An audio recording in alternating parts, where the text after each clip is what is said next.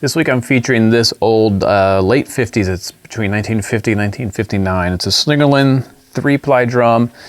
They were calling them, I believe they're calling them Radio King student model snare drum. It's an 8-lug drum, 3-ply shell, which is different than the professional level Radio King, which has the solid maple shell, which I also featured a few weeks back.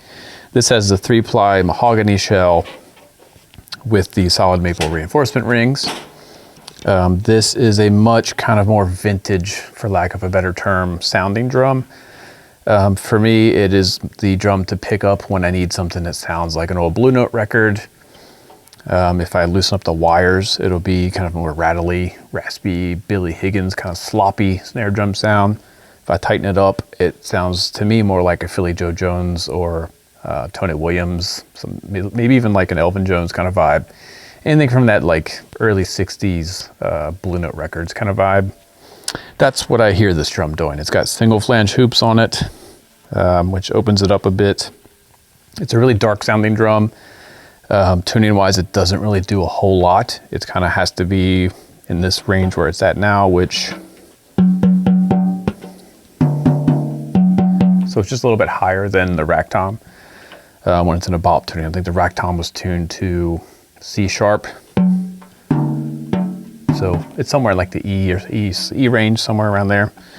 Bottom head I have tuned really tight. I replaced the wires. These are Canopus vintage series wires, I believe. The throw off has been updated. The original Slingerland that came on it was rusted and didn't move, so I had this Slingerland style throw off put on. The shell was cracked a bit around where the throw off connects, so I sent this down to Bruce Hagwood, RBH Drums, and he fixed that up, kind of resanded it. Got that all nice and even, touched up the bearing edges a little bit, but not much. So it's pretty much true to form. Evans G1 coated batter head, all around winter. A couple little bits of gel cling to dampen it just a little bit. So let's check it out. I'm actually going to play this in a jazz style. And I also like playing it for that kind of early soul jazz, funky Bernard Purdie kind of vibe. So I'm going to do both of that. A little bit of swing, a little bit of backbeat. Check it out.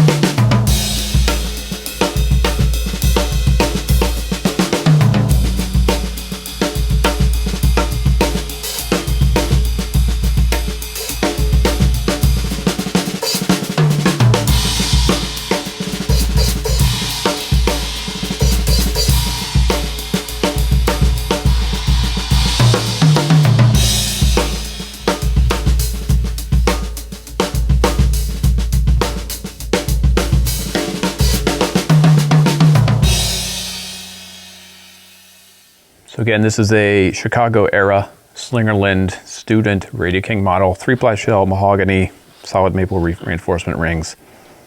Yeah, check it out. If you want something that sounds old school and your modern made drums just a little too bright and articulate, these are the way to go. You can find them pretty easily, not super expensive. This is the Duco blue kind of gold finish. I've seen them in sparkles. Really cool drums, especially if you play a lot of jazz, acoustic music, stuff where you want the snare drum to be real quiet. This definitely has a threshold that it just won't go above. But it's very vibey and very cool. So that's it. Thanks for checking it out. Please like, share, and subscribe, and we'll see you next time.